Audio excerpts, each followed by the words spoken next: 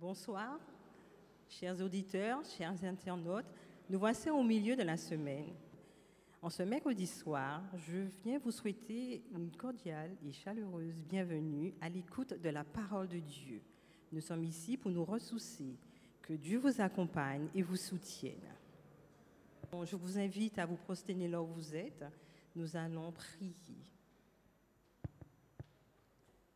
Notre Père, notre Dieu, quel privilège que tu nous accordes d'être à tes pieds en cet instant. Nous venons, Seigneur, déposer à tes pieds tous nos fardeaux, tous nos soucis et être renouvelés par ta grâce. Nous venons te demander ton Saint-Esprit afin, Seigneur, d'être rempli pour terminer la semaine. Que tu nous soutiennes, que tu nous guides, que tu nous consoles, car nous en avons besoin. Puisses-tu, Seigneur, nous pardonner de nos fautes, de nos manquements et de nos faiblesses et nous aider chaque instant à pouvoir avoir les yeux fixés sur toi, quoi qu'il advienne. Garde-nous dans ta paix et bénis l'orateur qui a dispensé ta parole en ce soir. Merci, Seigneur, pour tous tes bienfaits que tu nous dispenses. Au nom de Jésus, nous t'avons prié et pour ta gloire. Amen. Bonsoir à tous. Nous espérons que vous avez passé une belle journée sous le regard de Dieu. Si nous sommes ici en ce soir, c'est bien parce qu'il nous a bénis, mais aussi parce que nous voulons venir le prier et laisser à ses pieds nos fardeaux. Et c'est ce que nous allons vous inviter à chanter avec nous dès maintenant. Je laisse à tes pieds mes fardeaux.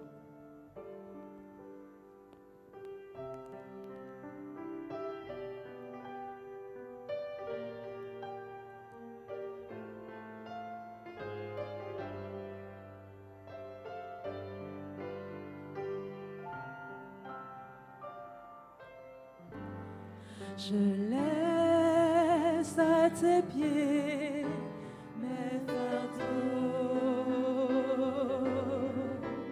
Devant toi je dépose tous mes soucis. Et chaque fois que je ne sais pas me diriger, j'abandonne à tes pieds mes fardeaux. Je laisse à tes pieds mes fardeaux. Devant toi je dépose tous mes soucis. Et chaque fois que je ne sais pas me diriger, j'abandonne à tes pieds mes fardeaux.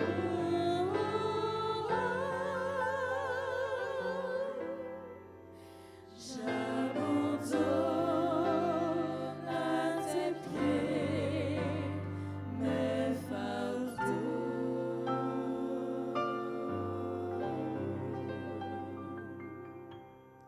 Et si nous soupirons après le fait de vouloir abandonner nos fardeaux aux pieds de Dieu, c'est bien parce que nous avons erré.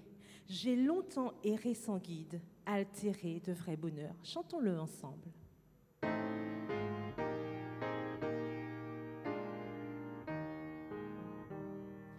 J'ai longtemps erré sans guide, altéré de vrai bonheur. Mais hélas, mon cœur avide ne trouvait que la douleur. Où sera la main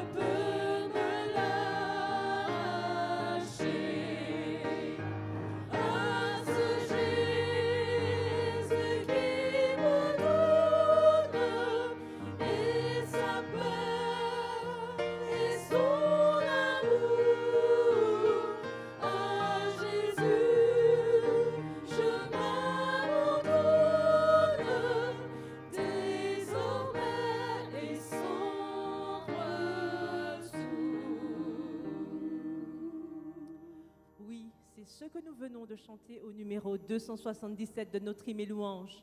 Désormais, sans retour, je veux m'abandonner à Jésus. Et justement, parce que nous nous abandonnons, nous vous invitons à chanter avec nous au 283.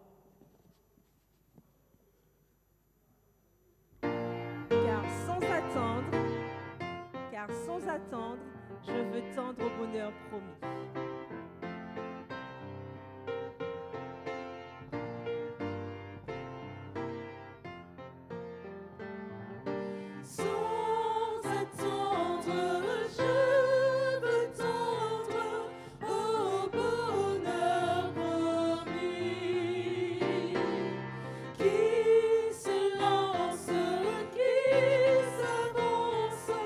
Obtiendra le prix.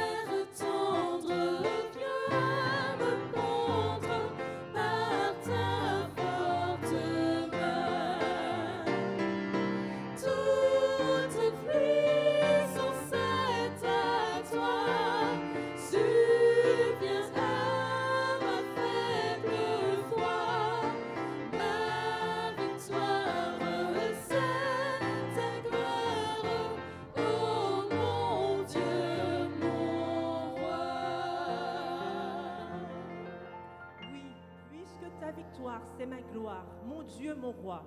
Père, je viens à toi. Chantons-le au numéro 280.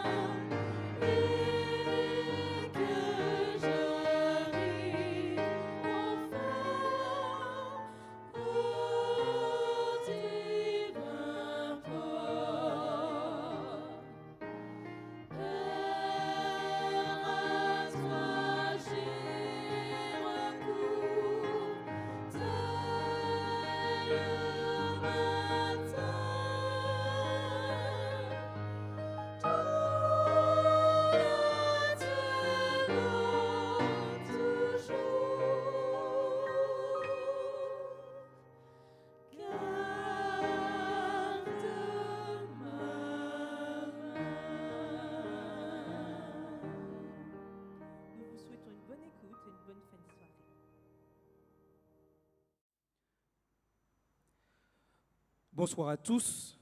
Après ce moment de louange magnifique où nous avons pu pleinement entrer en contact avec le Seigneur, nous passons à notre moment de réflexion.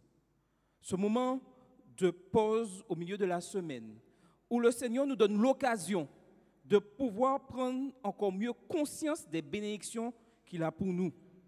Et en ce soir, j'aimerais partager avec vous le repentir. Oui, le repentir. La Bible adresse peu de louanges à ses héros. Elle fait une très petite place aux vertus des meilleurs hommes qui aient vécu. Ce silence, qui n'est pas sans intention, contient un enseignement. Toutes les qualités d'un homme sont un don du ciel. Ses bonnes œuvres étant accomplies par la grâce de Dieu en Jésus-Christ. La gloire en revient au Seigneur uniquement. L'homme n'est qu'un instrument entre les mains de Dieu. Il est donc périlleux, oui, périlleux, comme l'histoire biblique nous l'enseigne, de lui adresser des éloges. Celui qui se confie en ses propres éloges, en ses propres forces, oublie qu'il ne peut rien faire de lui-même. Il est certain de tomber car il a affaire à des ennemis plus forts que lui. Ce n'est pas contre la chair et le sang que nous avons à combattre, mais contre les dominations, contre les puissances, contre les esprits mauvais qui sont dans les régions célestes. Éphésiens 6, verset 12. Lutter seul et victorieusement contre le péché est quelque chose d'impossible. Par conséquent, tout ce qui nous incite à la suffisance nous éloigne de Dieu et ouvre la voie à des défaites. La grande faute de David fut préparée par la flatterie, la subtile séduction du pouvoir et du luxe, et par ses relations avec les nations environnantes. Selon les mœurs des monarques en ce temps-là, orientaux, les désordres intolérables des sujets étaient pardonnables chez le roi. Le prince jouissait de licences qui n'étaient pas accordées aux simples mortels. Tout cela avait contribué à atténuer chez David la notion du caractère odieux du péché. Au lieu de s'appuyer constamment et avec humilité sur la puissance divine, il se confia en sa sagesse et en sa force. Pour nous faire tomber, Satan n'agit pas d'une manière abrupte et soudaine. Il commence par saper sournoisement nos principes et nous éloigner de Dieu. Puis il nous attire dans des fautes de minime importance. Enfin, ayant réussi, il nous attire à lui pour nous faire imiter les coutumes du monde. Il s'applique à éveiller les désirs impurs de notre nature charnelle. David laissa la conduite et l'achèvement de la guerre avec des Ammonites entre les mains de Joab. Et il rentra à Jérusalem tout content. Les Syriens avaient déjà fait soumission. L'écrasement des Ammonites paraissait certain. Et il croyait pouvoir jouir tranquillement du fruit de ses victoires, comme des honneurs de son habile administration. C'est dans ce moment de vigilance assoupie, au sein du bien-être, que l'ennemi va tenter et de s'emparer de son esprit. David oubliera-t-il que si Dieu l'a comblé de faveur, c'est pour l'inciter à plus de vigilance et à une conduite irréprochable? Hélas, entouré d'aise et de sécurité, il laisse au contraire se relâcher l'étreinte qui le lie au Seigneur. Au milieu des périls de sa jeunesse, conscient de son intégrité, David remettait ses voies entre les mains de Dieu. Il était toujours délivré des pièges innombrables qui se dressaient devant lui. Maintenant qu'il a péché, coupable, impénitent, il oublie de demander au ciel de le sortir du gouffre où il est tombé. Bathsheba, dont la fatale beauté l'a séduit, est la femme d'Uri, le Héthien, un de ses plus braves et les plus fidèles officiers. Nul ne pouvait prévoir les conséquences du péché dans lequel le roi était tombé. La loi de Dieu prononçait la peine de mort contre l'adultère. D'autre part, le fier soldat pouvait tenter de se venger en portant atteinte au jour du roi ou en provoquant contre lui un soulèvement populaire. Satan, qui a réussi à causer la perte de Saül, se voit sur le point, là maintenant là, de consommer celle de David. Tous les efforts du roi pour cacher sa faute restent sans succès. Tombé entre les griffes de l'ennemi, il se voit entouré de dangers et en face d'un déshonneur plus amer que la mort. Il n'aperçoit là, ce moment-là, qu'un moyen d'échapper au sort qui l'attend. Et dans son affolement, il se décide à franchir le pas qui sépare l'adultère de l'homicide. Si Uri est tué par l'ennemi au cours de combat, sa mort ne lui sera pas imputée. Tous les soupçons seront écartés et rien ne l'empêchera d'épouser Bathsheba. Ainsi, l'honneur de sa couronne sera sauf. Uri lui-même est choisi comme porteur de son arrêt de mort.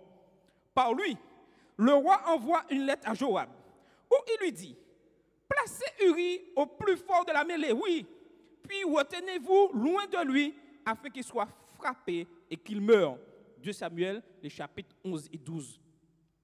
Coupable lui-même de lâche assassinat, Joab n'hésite pas à obéir à l'ordre du roi et Uri tombe sous l'épée des Ammonites. Jusqu'ici, la carrière de David a été d'une intégrité que peu de monarques ont égalée. Il gouvernait tout son peuple avec justice et équité. 2 Samuel 8, verset 15. Et avait gagné sa confiance et sa fidélité. En s'écartant du droit sentier, il devenait un suppôt de Satan, d'autant plus dangereux que son autorité lui permettait de donner des ordres criminels. Au lieu d'obéir à Dieu, Joab, pour plaire au roi, ajoute à ses crimes l'ordre de faire tuer un innocent. Il n'y a pas d'autorité qui ne vienne de Dieu, et celles qui existent ont été instituées par Dieu. Romains 13, verset 1. La puissance dont David avait été investi, il ne lui était permis de l'exercer que conformément à la loi divine. Obéir au roi, contrairement à la loi de Dieu, était donc un péché. Le principe qui doit sans cesse nous guider est ainsi posé par l'apôtre. Soyez mes imitateurs comme je suis moi-même du Christ. 1 Corinthiens 11, verset 1. Joab annonce à David l'exécution de son ordre en termes habiles qui couvrait la responsabilité du général en chef et celle du roi. Il lui envoie un messager pour lui faire connaître tous les détails du combat et lui donne cet ordre. Quand tu auras achevé de raconter au roi tout ce qui s'est passé dans le combat, si le roi se met en colère, alors tu ajouteras « Ton serviteur Uri, le Héthien, est mort aussi. » Ainsi, le messager partit. Et quand il fut arrivé, il fit savoir à David tout ce dont Joab l'avait chargé. David répondit au messager de Joab « Ne sois pas trop en peine à ce sujet, mais non. L'épée dévore tantôt l'un, tantôt l'autre. Redouble de vigueur pour attaquer la ville et détruis-la. » Bathsheba porta le deuil de son mari durant le nombre de jours prescrits par l'usage. Quand le deuil fut passé, David l'envoya chercher et la recueillit dans sa maison. Elle devint sa femme. L'homme dont la connaissance délicate et le sentiment d'honneur ne lui avaient pas permis de porter la main sur loin de l'Éternel, alors que celui-ci en voulait à sa vie, était tombé si bas qu'il avait outragé et fait périr un de ses plus vaillants officiers. Il espérait ainsi pouvoir jouir à son aise de son péché. Quelle chute, oui, quelle chute vertigineuse, et combien s'était terni l'or pur de son caractère. Dès le commencement, Satan a toujours fait briller aux yeux des hommes les attraits du péché. Et aujourd'hui, il redouble encore plus. C'est par là qu'il a séduit les anges et qu'il a fait tomber Adam et Ève. Et c'est encore ainsi qu'il entraîne les masses loin du sentier de l'obéissance. Mais l'issue du péché aboutit à la mort. Proverbe 14, verset 12. Heureux qui chacun d'entre nous, engagé dans la voie du mal et goûtant l'amertume du péché, s'en détourne à temps. Le coupable peut s'efforcer comme David de cacher son crime aux yeux des hommes. Nous pouvons chercher à l'ensevelir dans une nuit impérissable, dans un perpétuel oubli. Mais aucune créature n'est cachée devant Dieu. Tout est à nu et à découvert aux yeux de celui à qui nous devons rendre des comptes. Hébreux 4, verset 13. Il n'y a rien de caché qui ne doive être découvert, ni rien de secret qui ne doivent être connus. Matthieu 10, verset 26. Dans sa miséricorde, Dieu ne permit pas que David fît naufrage. Par amour pour Israël, il s'interposa. Avec le temps, la faute du roi fut connue et on le soupçonna d'être coupable de la mort du riz. Le Dieu qu'il avait soutenu et élevé était déshonoré et son nom exposé à l'opprobre. D'autre part, le niveau de la piété baissait et l'horreur du péché était oblitérée dans bien des cœurs. Les mécréants s'enhardissaient dans le mal. Le prophète Nathan fut chargé de porter à David un message de la plus grande sévérité. Peu de souverains auraient accepté d'entendre des paroles semblables sans infliger la mort à celui qui aurait osé les prononcer. Sans sourciller, mais avec une sagesse toute divine, Nathan délivra la censure dont il était chargé. Commençant par gagner la sympathie du roi, il réveilla ensuite sa conscience et finit par lui arracher un arrêt qui retomba sur sa propre tête. Il s'adressa à David en sa qualité de protecteur de son peuple et lui raconta un cas d'oppression qui demandait justice. Il y avait 2 hommes dans une ville, dit-il, l'un riche et l'autre pauvre. Le riche avait du gros et du menu bétail en très grande abondance, mais le pauvre n'avait rien du tout, si ce n'est une petite brebis qu'il avait achetée. Il la nourrissait, elle grandissait chez lui avec ses enfants, mangeant de son pain, buvant de sa coupe et dormant sur son sein. Elle était comme lui, elle était pour lui comme une fille. Or, le riche, ayant reçu la visite de voyageurs, n'a voulu toucher ni à son gros ni à son menu bétail pour préparer un repas à l'hôte qui était descendu chez lui. Mais il a pris la brebis que l'homme pauvre avait et l'a fait apprêter pour son hôte. Indigné à lui de ce récit, David s'écria, « Aussi vrai que l'Éternel est vivant, l'homme qui a commis cette action est digne de mort. Il rendra 4 fois la valeur de la brebis pour avoir agi ainsi et pour avoir été sans pitié. » Fixant alors ses regards sur le roi, puis élevant sa main droite vers le ciel, Nathan lui fit cette déclaration solennelle. « Tu es cet homme-là. Pourquoi as-tu méprisé la parole de l'Éternel en faisant ce qui lui déplaît? » Nathan continua ainsi. « Ainsi parle l'Éternel, le Dieu d'Israël. Je t'ai oint roi d'Israël. Je t'ai délivré de la main de Saül. Pourquoi as-tu méprisé la parole de l'Éternel en faisant ce qui lui déplaît?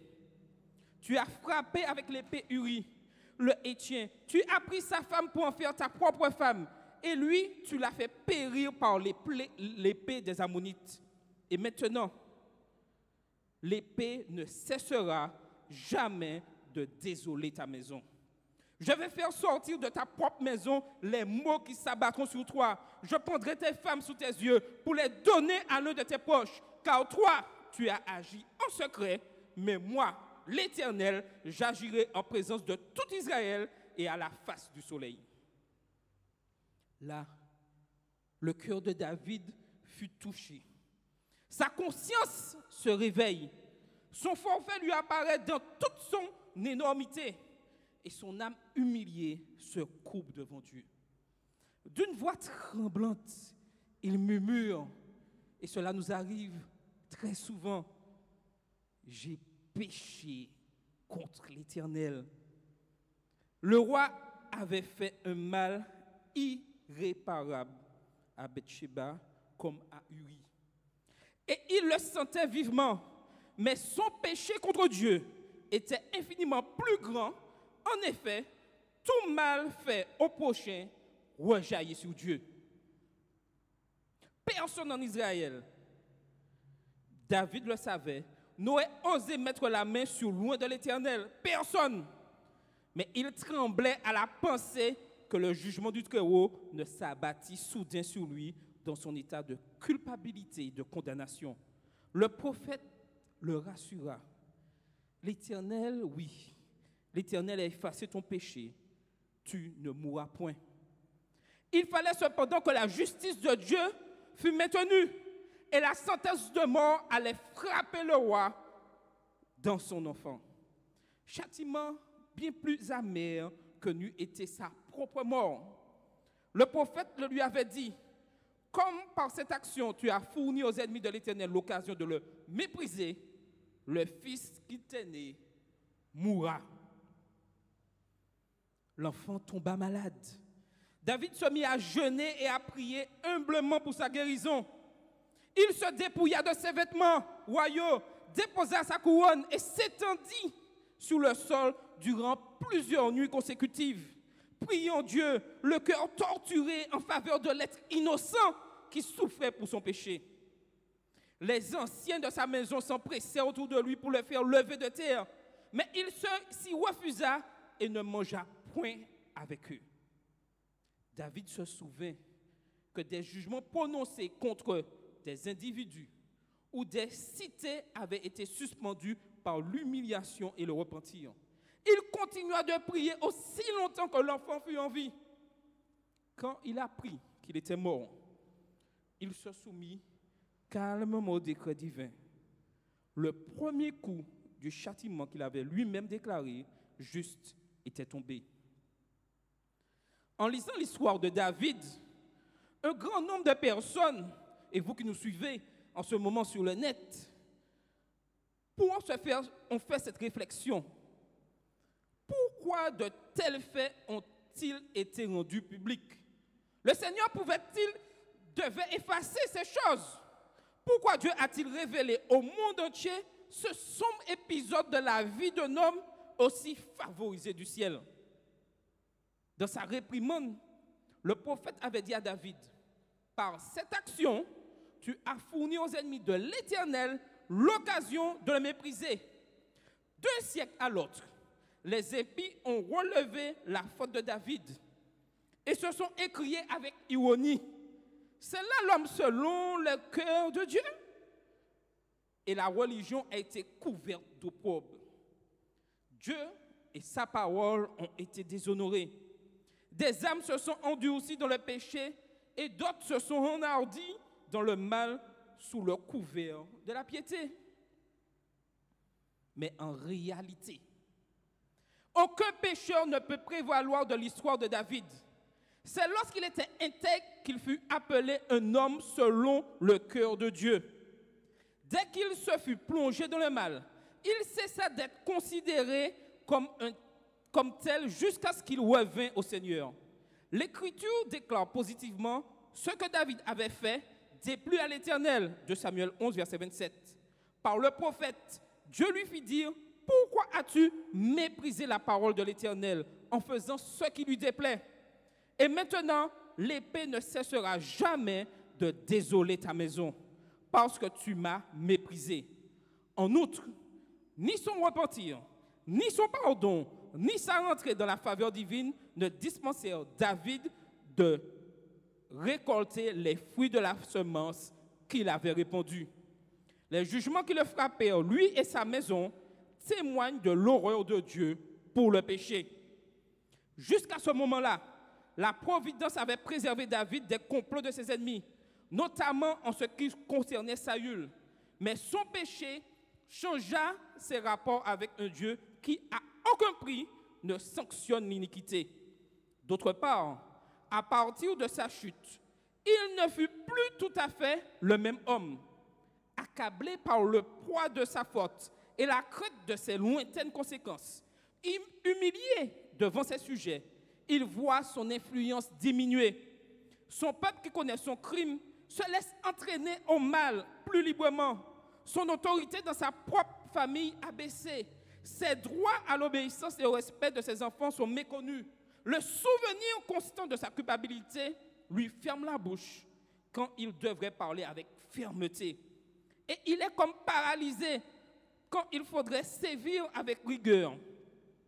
La conduite de ses fils se règle sous son mauvais exemple. Et Dieu, ne jugeant pas à propos d'intervenir, laisse les causes produire librement leurs effets naturels. Durant la première année qui suivit sa chute, David vécut dans une sécurité apparente, mais la sentence divine n'en était pas, moins suspendue au-dessus de sa tête. Et le jour approchait où il allait fondre sur lui les douleurs et des humiliations que rien ne pouvait conjurer. Ceux qui pensent pouvoir voiler leur culpabilité derrière l'exemple de David peuvent apprendre par le récit sacré que le chemin du mal est dur et que l'homme en récolte déjà en cette vie, même s'il se repent. Les amères conséquences restent toujours là. Par l'histoire de David, Dieu a voulu nous enseigner que ceux qui ont reçu de lui les plus grandes faveurs ne doivent pas se croire à l'abri de chutes graves et négliger la vigilance et la prière. Grâce à elle, des milliers de croyants ont appris à se défier d'eux-mêmes et à éviter les pièges du tentateur.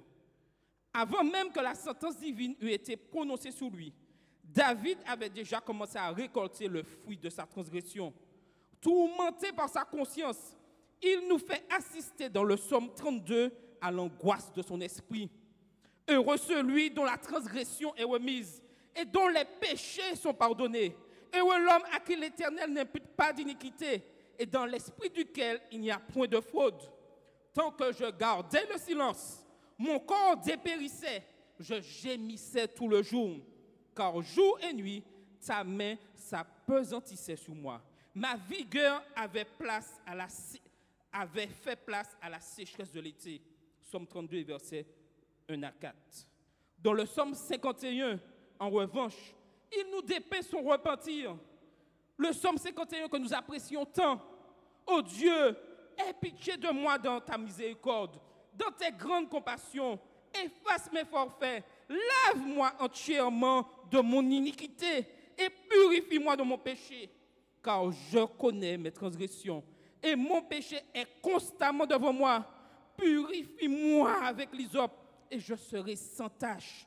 Lave-moi et je serai plus blanc que la neige. Fais-moi entendre des chants d'allégresse et de joie et que les eaux que tu as brisées se réjouissent. Détourne de mes péchés tes regards. Efface toutes mes iniquités. Ô Dieu, crée en moi un cœur pur et renouvelle en moi un esprit bien disposé. Ne me rejette pas loin de ta face et ne me retire pas ton Esprit Saint. Rends-moi la joie que donne ton salut. Fortifie-moi afin que j'aie le cœur prompt à bien faire. J'enseignerai tes voies aux transgresseurs et les pécheurs se convertiront à toi. Délivre-moi du sang versé, ô Dieu, Dieu de mon salut. Alors ma langue célébrera ta justice. C'est par des cantiques sacrés qui devaient être chantés dans les assemblées publiques en présence de la cour, des prêtres et des juges, des princes et des hommes de guerre. Cantiques destinés à perpétuer jusqu'à la dernière génération la connaissance de sa chute. Que le roi d'Israël raconte son péché, ses remords et son espérance de pardon grâce à la miséricorde divine. Au lieu de la cacher, il voulait que d'autres profitent de sa lamentable histoire. Le repentir de David est profond et sincère. Il ne fait pas le moindre d'effort pour pallier son crime. Sa prière ne trahit aucun désir d'échapper au châtiment dont il est menacé. Il voit l'énormité de sa chute devant Dieu Il voit la souillure de son âme. Il aborde son péché. Ce n'est pas seulement le pardon qu'il demande, mais la pureté du cœur. D'autre part, il ne s'abandonne pas au désespoir. Il voit dans les promesses divines aux pécheurs repentants la preuve de son pardon et de la faveur du ciel restitué. Le psaume 51, les versets 18 et 19 disent « Car tu ne prends pas plaisir au sacrifice, autrement j'en offrirais. L'holocauste ne t'est point agréable. Le sacrifice agréable à Dieu, c'est un esprit brisé. » David tomba, mais Dieu le releva. Dès lors, plus qu'auparavant, il vécut près de Dieu et de ses frères dans la joie de son soulagement.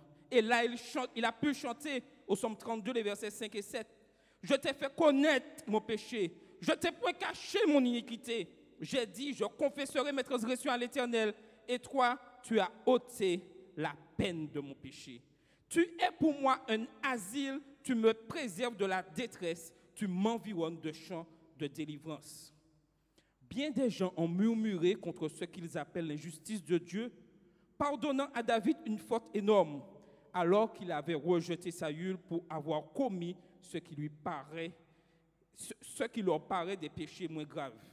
Ils oublient que David s'humilia et se confessa, tandis que Saül méprisa les réprimandes et s'endurcit dans l'impénitence. Le cas de David a été dans tous les siècles une source de consolation pour les âmes qui, victimes de la tentation, se débattent. Pour nous aujourd'hui qui sommes sous le poids de la culpabilité, des milliers d'enfants de Dieu entraînés dans le péché et prêts à s'abandonner au désespoir se sont rappelés de la sincérité de son repentir. La sincérité du repentir est quelque chose de capital pour chacun de nous aujourd'hui. Oui, toute âme qui, reprise par Dieu, reconnaît ses fautes et consent à les confesser humblement, peut être assuré qu'il y a pour elle de l'espoir.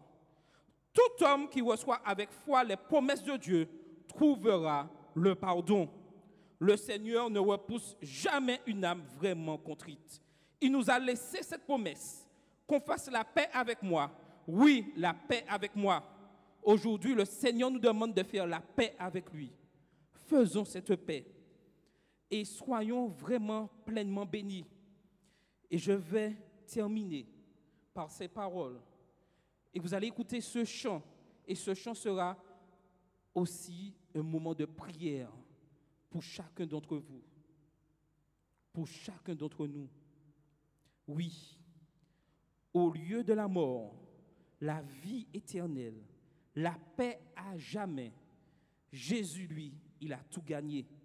Sauvé des ténèbres, lavé par son sang, bientôt son royaume, par le pouvoir de Dieu, sera accessible à tous. Oui, Jésus a gagné. Oui, il a gagné mon salut et mon pardon à la croix. La guérison, la rédemption pour ceux qui croient en lui. Il vainquit, oui, c'est la croix. Mon souhait, c'est que chacun d'entre nous, nous puissions pleinement nous repentir et que Dieu puisse habiter en nous et que le Saint-Esprit nous guide chaque jour et que nous soyons forts jusqu'au retour du Seigneur. C'est ma bénédiction pour vous. Amen.